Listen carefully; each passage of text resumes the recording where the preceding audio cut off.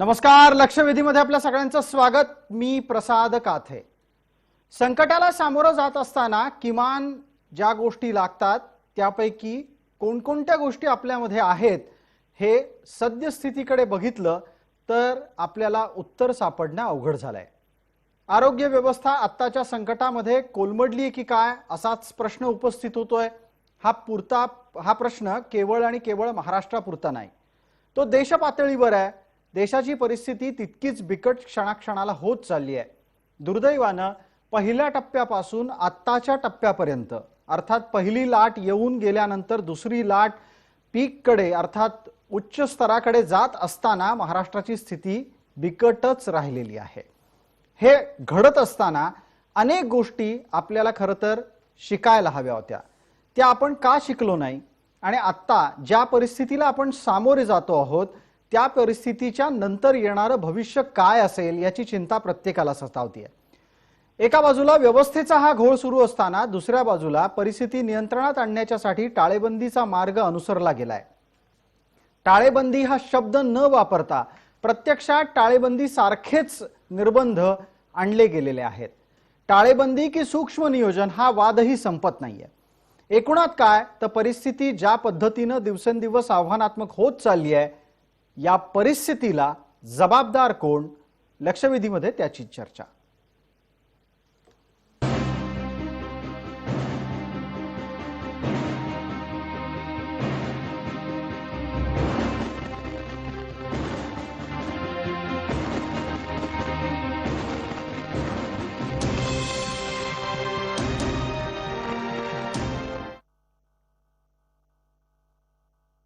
सोबत सहभागी होणाऱ्या मान्यवरांचा मी आपल्याला पटकन परिचय करून देतो. आपल्या सोबत भारतीय जनता पार्टीच्या खासदार डॉक्टर भारती पवार आहेत. त्याचबरोबर आपल्या सोबत माजी आरोग्य मंत्री शिवसेनेचे वरिष्ठ नेते डॉक्टर दीपक सावंत आहेत. वैद्य परीक्षित शेवडे आयुर्वेद तज्ञ हेही या चर्चेत आहेत आणि ऑक्सिजन तसंच बालरोग आणि दैनंदिन वैद्यकीय उपचार या सर्वांशी निकटचा संपर्क असलेले आपल्या सोबत आरोग्य विश्लेषक या नात्याने डॉक्टर अमोल अन्नदाते आहेत. सर्व मान्यवरांचं या चर्चेमध्ये आपण स्वागत करतोय. कोणताही पुढचा प्रश्न उपस्थित करण्यापूर्वी मी आपल्याला काही दृश्य दाखवू इच्छितो. ती दृश्य कालच्या नाशिकच्या रुग्णालयाची आहेत. तिथं झालेली गर्दी कशी होती, किती होती ते बघणं अत्यंत महत्त्वाचं असणार आहे. छगन भुजबळ आणि त्याचबरोबर मवियाचे इतर 3 मंत्री टप्प्याटप्प्यानं रुग्णालयात पोहोचले. नाशिकच्या जाकीर हुसेन रुग्णालयामध्ये हे मंत्री महोदय जेव्हा पोहोचले त्यावेळेला त्यांच्या बरोबर गर्दीचा एक प्रचंड लोंढा या रुग्णालयामध्ये दाखल झाला. प्रत्यक्षात काल जी दुर्घटना घडली, बुधवारच्या दुर्घटनेमध्ये लोक मरण पावली आणि ती ऑक्सिजन विना तडफडून. एक गोष्ट आणखीन आपल्याला लक्षात घ्यायला हवी की ही दुर्घटना कोरोना बाधित क्षेत्रात घडल्याचं समोर आलंय. अर्थातच कोरोना बाधित क्षेत्रामध्ये जात असताना इतकी गर्दी घेऊन संबंधितांनी जायला हवं का? आणि जर समजा राजकारणी आपल्या सोबत इतका प्रचंड लवाग जमा घेऊन रुग्णालयामध्ये पाहणीसाठी जात असतील तर त्यातून आणखी रोग संसर्गाला माफ करा आपण एक प्रकारे निमंत्रणच देतो हे त्यांच्या लक्षात का येत नाही. या संपूर्ण प्रकरणाची चर्चा करणं यासाठी गरजेचं आहे कारण असं वागू नका हे लोकांना हेच राजकारणी सांगत असतात. गर्दी टाळा हेच राजकारणी सांगत असतात आणि गर्दी करत असणाऱ्या लोकांवर तुम्ही गर्दी करता म्हणून टाळेबंदी लावतोय असं हेच राजकारणी सांगत असतात.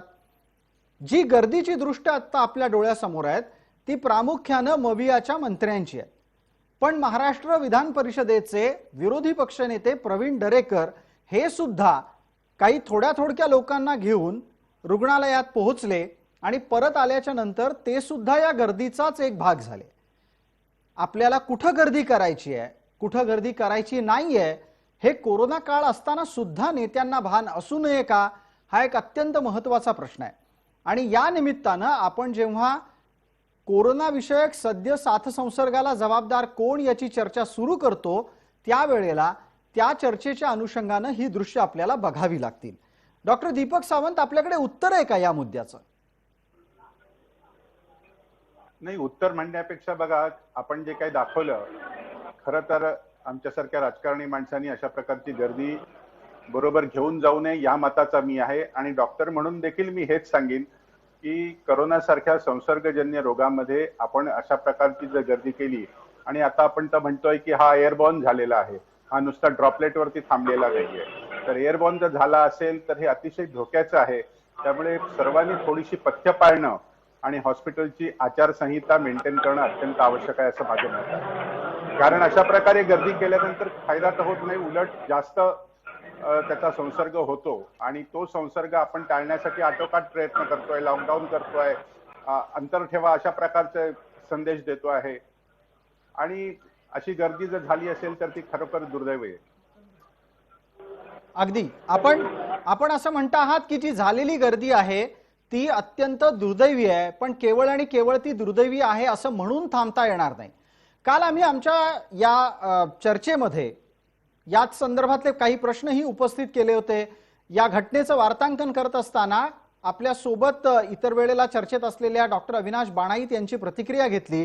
अमोल अन्नदाते त्यांची प्रतिक्रिया अत्यंत उद्विग्न करणाऱ्या स्वरूपातली होती. ते म्हणाले की लोकांना नियम शिकवणारे जर नियम पाळणार नसतील तर त्यांच्यावर क्रिमिनल प्रोसिजर झाली पाहिजे, त्यांच्यावर फौजदारी दंडसंहितेनुसार कारवाई झाली पाहिजे. इतकी तीव्र प्रतिक्रिया एका डॉक्टरनं व्यक्त केली. अमोल अन्नदाते. प्रसादजी, मी त्या डॉक्टरांशी सहमत आहे.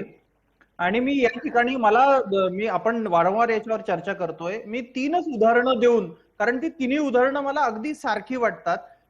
त्या तिघांची तुलना एकाच तराजूत व्हायला पाहिजे. आणि बघा, त्यांच्यासाठी जी युक्तिवाद करतात तोही सारखाच आहे. तळोजा कारागृहाच्या बाहेर मिरवणूक काढणारे गजा मारणे, आमचे खासदार इम्तियाज जलील औरंगाबादचे, ज्यांनी लॉकडाऊन मी लावू दिला नाही म्हणून कलेक्टर ऑफिसच्या बाहेर मिरवणूक काढली, आणि मी गुन्हेगार नाही हे सिद्ध करण्यासाठी संजय राठोड यांनी यवतमाळमध्ये त्या देवीच्या मंदिराभोवती लोक जमून शक्ती प्रदर्शन केलं. आणि तिघांनीही प्रश्न विचारल्यावर याचं उत्तर असं दिलं की मी तर लोक बोलवलेच नव्हते, ते सगळे स्वयंस्फूर्तीने आले होते, मग यात माझा दोष कसा? तर मला वाटतं की ह्या सगळ्या गोष्टींना एकच म्हणजे आत्ताचे क्रायसिस इतके भयानक आहे की कोणाला त्याचा अंदाजही नाहीये या लोकांना, की साक्षात मृत्यू आपल्या समोर आहे. मृत्यूशी आपण रोज 2 हात करतोय, आणि अशा परिस्थितीमध्ये अशा प्रकारच्या बिहेवियरला गुन्हेगारी म्हणून लेखणं हाच त्याचा उपाय, याच्याशी मी सहमत. अगदी या गंभीर परिस्थितीच्या अनुषंगानं आपण चर्चेला पुढे नेतोय. भारती पवार, राजकारण्यांच्या चुकीच्या वर्तनामध्ये कोणीच मागे नाहीये. मग ते भाजपवाले असोत, शिवसेनावाले असोत, राष्ट्रवादीवाले असोत, काँग्रेसवाले असोत. भान कधी येणार राजकारण्यांना की आपण कसे वागतोय आणि आपल्या वागण्याचे परिणाम लोकांवर काय होणार आहेत? नाही, अगदी प्रसादजी, हा राष्ट्रप्रश्न आहे. आणि आज खऱ्या अर्थाने ही सगळे प्रोटोकॉल पाळून कोरोनाचा सामना करत असताना आज जेव्हा 144 कलम लागू झालेला आहे आणि एकीकडे प्रशासनावर प्रचंड ताण आहे, अशा परिस्थितीमध्ये गर्दी नियंत्रण करणे हे सुद्धा त्यांच्यावरचं मोठं संकट उभं आहे. आज मी नाशिक जिल्ह्यामधल्या काही गावांना, काही तालुक्यांना, माझ्या नांदगाव, येवला सारख्या ठिकाणी भेटी दिल्या, आणि तिथल्या गावांना पेशंटची संख्या का जास्त आहे हा प्रशासनाकडनं मी आढावा घेतला. काही गावांमध्ये 90 संख्या झाली, अगदी छोटे गाव आहेत. त्यात असं निदर्शनास आलं की त्या गावांमध्ये काही कार्यक्रम झाले होते, काही ठिकाणी काही गर्दी जमवली होती, आणि त्या माध्यमातून ते स्प्रेड झाले, आणि आज ती संख्या गावाची पेशंटची 90वर गेली. म्हणजे आज जरी तुम्हाला डोळ्यावर दिसत नसलं तरी 8-10 दिवसांनी हा आकडा डायरेक्ट 100वरचा पॉझिटिव्ह केसेसचा वाढतो. मग याच्यावरच जर काम नाही केलं, आज आधीच आपण रेमडेसिवीर, O2 याच्यावर प्रचंड ताण, पुरवठ्यावर ताण पडलेला आहे, एकीकडे हे होत असताना ही गर्दीच टाळली नाही, तर परत 8-10 दिवसांनी काय होणार आहे की हे नंबर अजून डबल होणार. मला वाटतं आम्ही सगळे या बाबतीत सहमतच असू की ही गर्दी टाळणं आपल्या हातात आहे. प्रोटोकॉल पाळा. आता मी देखील काल गेली तर माझ्या बरोबर कुठली गर्दी न करता आमदार आणि मी फक्त आम्ही दोघीच जणी गेलो. का तर नको जास्त गर्दीच करायची नाही तिथे. पण मग भारती पवार, पहिला मुद्दा इथे उपस्थित काय होतो बघा. आता ही चित्र तुम्ही डोळ्यासमोर घ्या. या चित्रांमध्ये एक राजेश टोपे, 2 बाळासाहेब थोरात, 3 राजेंद्र शिंगणे, हे 3 मंत्री असतात. त्या मंत्र्यांच्या पाठोपाठ जिल्हाधिकारी, मग जिल्हाधिकाऱ्यांचा PA, आणखीन मेडिकल सर्जन, असं करत करत करत करत ती गर्दी वाढत जाते. जसा कोरोना मल्टिप्लाय होतो ना, तशी राजकारण्यांची गर्दी वाढत जाते. आपण जात असू तर आपल्याबरोबर इतकं लटांबर येणार याचं भान बाळगून तिथल्या तिथे निर्णय घेऊन राजकारण्यांनी सांगायला हवं, बाबांनो, या एका विशिष्ट मर्यादेच्या पलीकडे कोणीही माझ्यासोबत येऊ नका, फक्त मी जाईन आणि माझ्यासोबत एक डॉक्टर असेल. हे भान डॉक्टर असलेल्या लोकांना का नसतं? किंवा तिथे उपस्थित असलेल्या एखाद्या डॉक्टरनं मंत्र्याला सांगायची हिंमत का नाही बाळगली? प्रसादजी, हा खरंच बरोबर मुद्दा आहे आणि याचं भान ठेवण्याचं गरजच आहे. आता आपल्याला काही ती गर्दी किंवा ती दाखवण्याची गोष्ट नाही की आपण केवढी गर्दी घेऊन जातोय आणि मग आपण काम करणारे, हा विषयच राहिलेला नाहीये. आज आपणच आपल्याला बंधनं घातली पाहिजे, प्रोटोकॉल घातले पाहिजे की आपल्या बरोबर 2 जण असतील तरी, परंतु मुद्दा सोडवणं महत्वाचं आहे. तिथे ती घटना काल जी घडली ती अतिशय दुर्दैवी होती. त्याच्यावर आता काय मार्ग काढला किंवा काय पुढचे पेशंट शिफ्ट झाले की नाही, ओटो आल्या की नाही, याच्यासाठी ती गर्दी बिलकुलच अपेक्षित नव्हती. परंतु दुर्दैवाने काल तिथे प्रचंड गर्दी होती, दिवसभर होती आणि ह्या ना त्या कारणाने परत तो संकट उभं राहते, परत तो धोका वाढतोय. अगदी म्हणजे परिस्थिती बदलण्याच्यासाठी प्रयत्न करतोय आपण, पण दुर्दैवानं परिस्थिती आणखी आव्हानात्मक होत चालली आहे. मला या निमित्तानं एक प्रश्न पटकन उपस्थित करायचा आहे, तो डॉक्टर दीपक सावंत यांना. दीपक सावंत साहेब, परिस्थिती बदलण्याच्यासाठी आपण प्रयत्न करतोय असं मी मगाशी म्हणालो, आणि त्याबरोबर एक आणखीन वाक्य त्याच्या जोडीला देतो की परिस्थिती ही खरोखरच संवेदनशील आहे. असं असताना जर समजा राज्याचे आरोग्यमंत्री म्हणत असतील की फार मोठी दुर्घटना होता होता राहिली, आता जर 25 लोकांचे बळी गेल्यानंतर त्यांचं हे वक्तव्य असेल तर काय करायचं आणि कशा प्रकारची संवेदना अपेक्षित करायची? एका माणसाचा बळी गेला का 25 माणसांचे बळी गेले, हे तितकंच महत्वाचं आहे की संवेदनशीलता याच्यामध्ये दोन्ही मृत्यूंमध्ये आहे. कारण प्रत्येकाला आपला माणूस प्रिय असतो. ज्याच्या घरचा माणूस जातो त्याला त्याची किंमत कळते, कारण कुटुंबाचा वाली जातो. त्यामुळे अशा प्रकारचं मी त्याच्याशी सहमत नाहीये की मोठी दुर्घटना टळेल. त्यांचा कदाचित टोपे साहेबांचा असा अर्थ असेल की कदाचित आणखीन मोठी मनुष्यहानी होण्याच्या बेतात असेल आणि ती वेळेवरती उपाय केले म्हणून ती कदाचित थांबली गेली, अशा प्रकारे कदाचित त्यांचा म्हणण्याचा अर्थ असेल. पण एक माणूस गेला का 25 माणसं गेली का आणखीन काय झालं तरी पण मनुष्यहानी ही इरिपेबल असते आणि त्याचा लॉस कधीच कोणी भरून काढू शकत नाही आणि तो त्या फॅमिलीचा लॉस असतो. अगदी.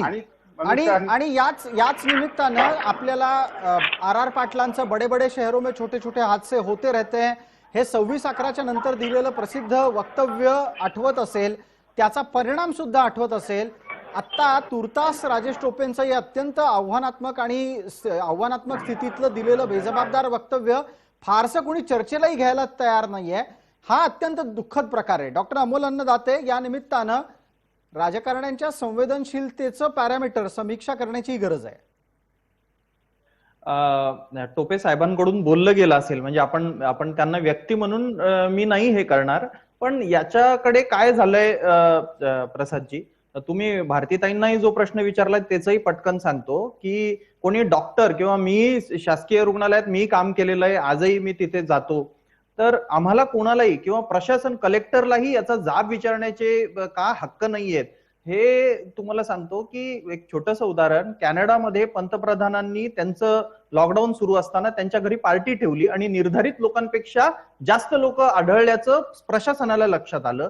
त्या पंतप्रधानांना 10 पट दंड त्यांनी लावला आणि त्याचं कारण दिलं की तुम्ही पंतप्रधान असल्यामुळे तुमची जबाबदारी ही 10 पट जास्त आहे आणि त्यांनी तो स्वीकारून भरला. अशीच कित्येक उदाहरणं आहेत. आपल्याकडे काय आहे की राजकारण ही लोकशाही आपल्याकडे नावासाठी आहे, ही खरी एक राजेशाही आपल्याकडे आहे. आणि जे गर्दीचं जे गणित आहे तर ही गर्दीवरच राजकीय लोक बँक करतात आणि त्याच्यामुळे त्यांना वाटतं की हीच आपली पॉवर आहे.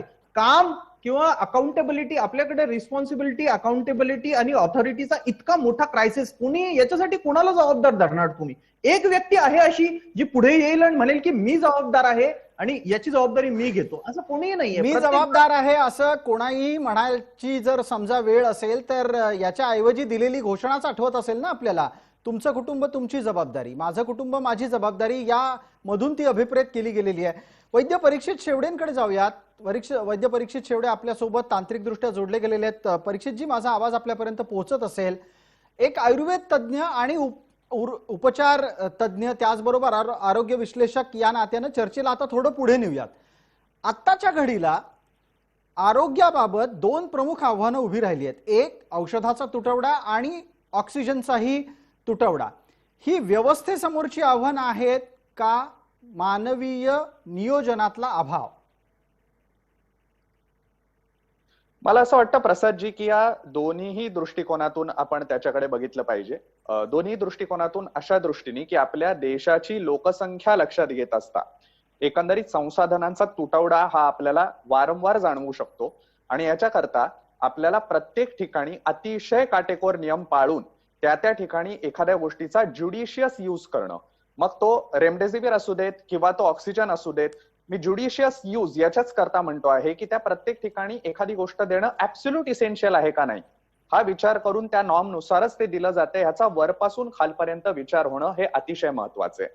त्याच्याच सोबत आपल्या देशामध्ये सुदैवाने केवळ मॉडर्न मेडिसिनच नाही तर त्याच्यासोबत आयुष असलेल्या ज्या सिस्टम्स आहेत ह्यांचा एक मोठा वर्ग आहे. आम्ही सगळे चिकित्सक जे आहोत आपापल्या परीने या क्रायसिसमध्ये आम्ही हातभार लावण्याचे प्रयत्न करतोय.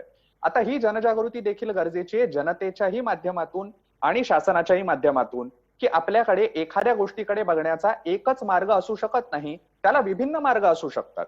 म्हणजे आज एका वृत्तपत्रामध्ये बातमी झळकते की ठाण्यामध्ये कुठेतरी एक अशा पद्धतीचं आता कोविड सेंटर उभं राहतंय की जिथे मिश्र उपचार पद्धती पहिल्यापासून दिली जाईल.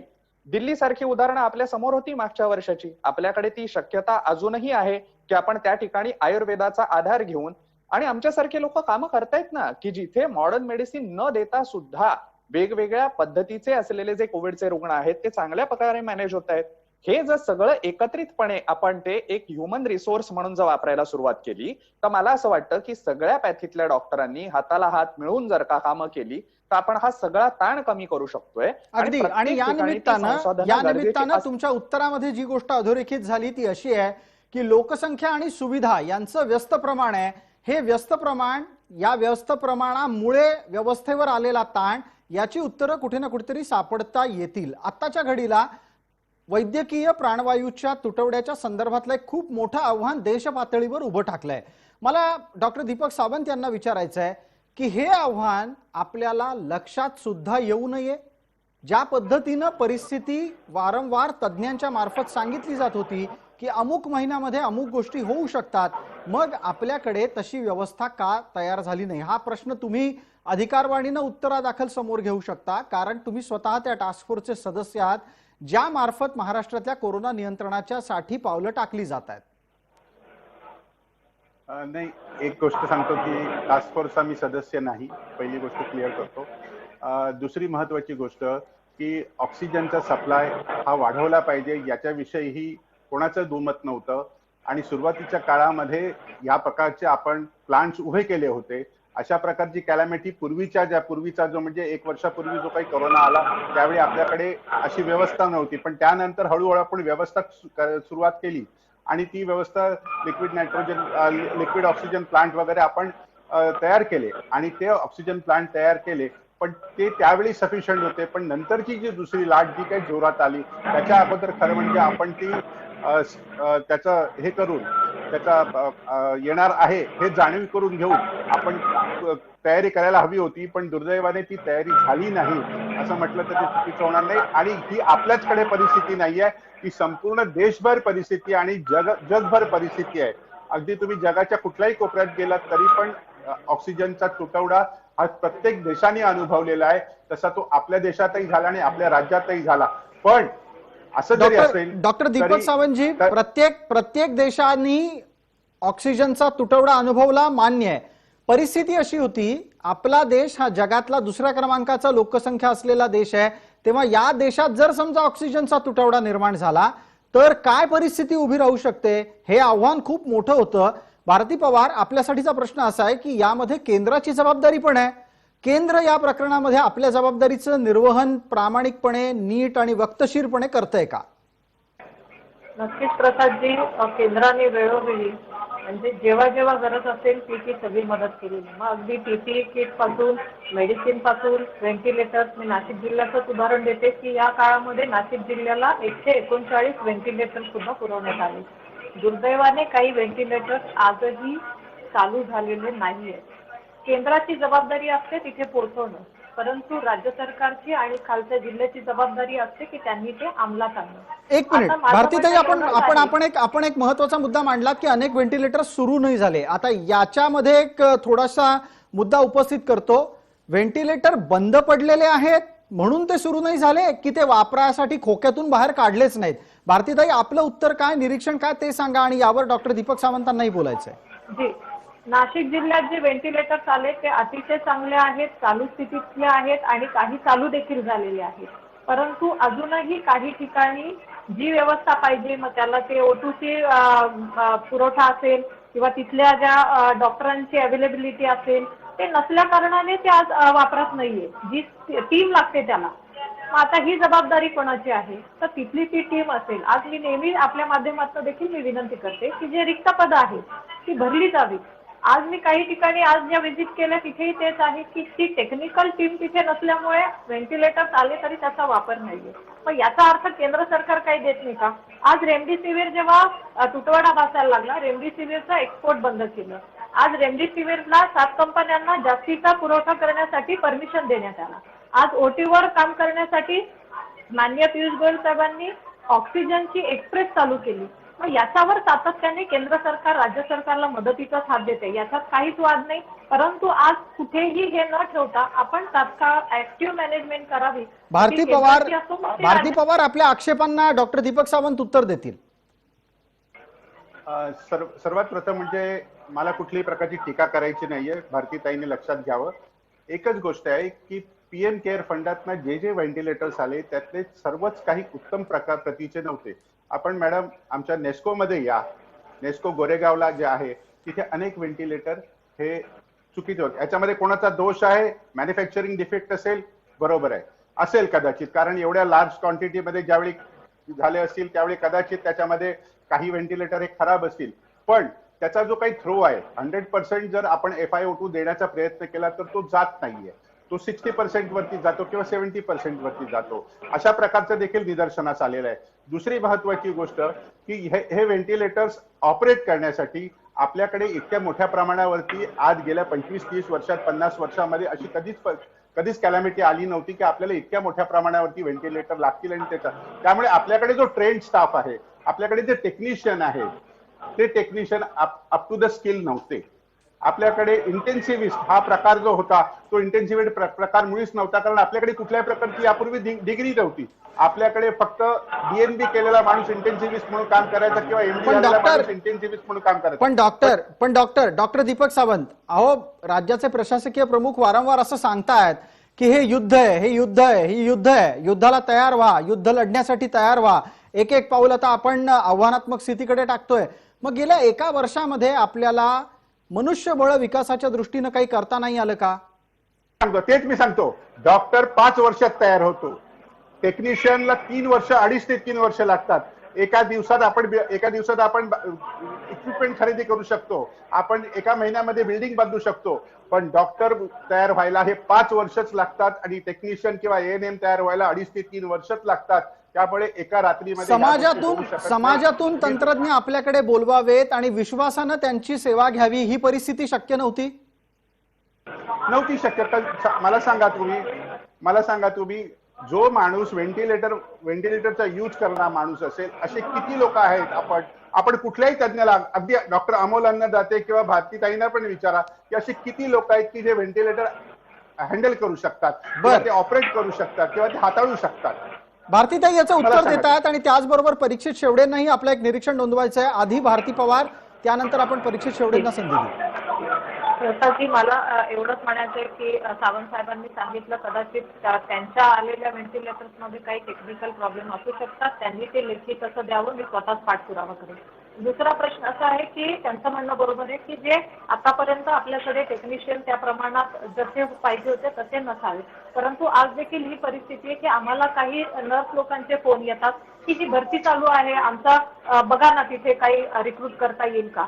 मग एकीकडे लोकांना इच्छा आहे काम करायची, परंतु दुसरीकडे रिक्रुटमेंट फास्ट का होत नाहीये. आज कुठली वाट बघतायत तुम्ही? आज पटापट निर्णय घ्या, आव्हान करा.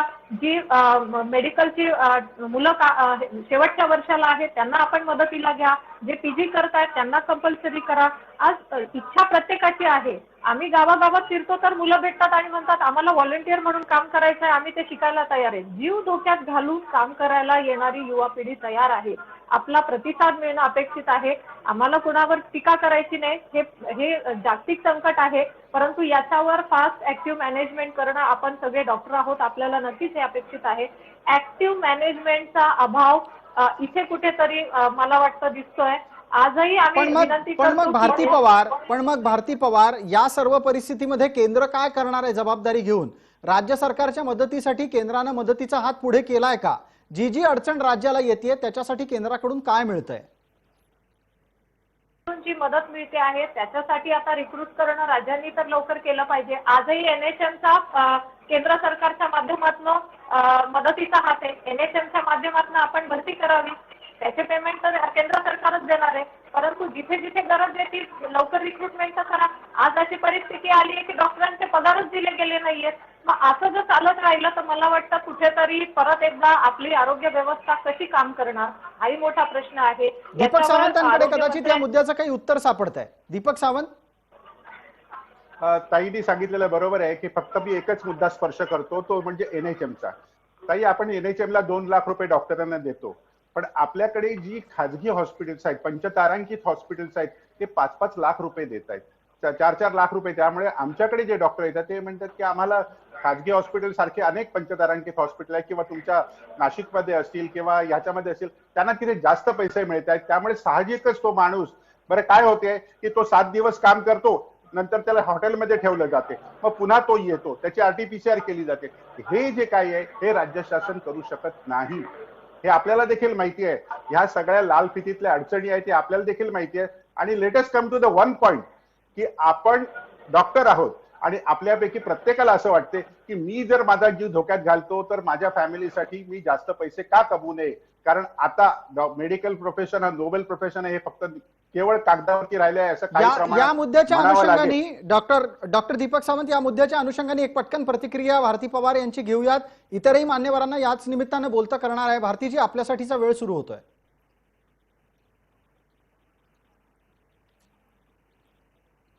भारती पवार, माझा प्रश्न आणि आवाज आपल्यापर्यंत पोहोचलाय?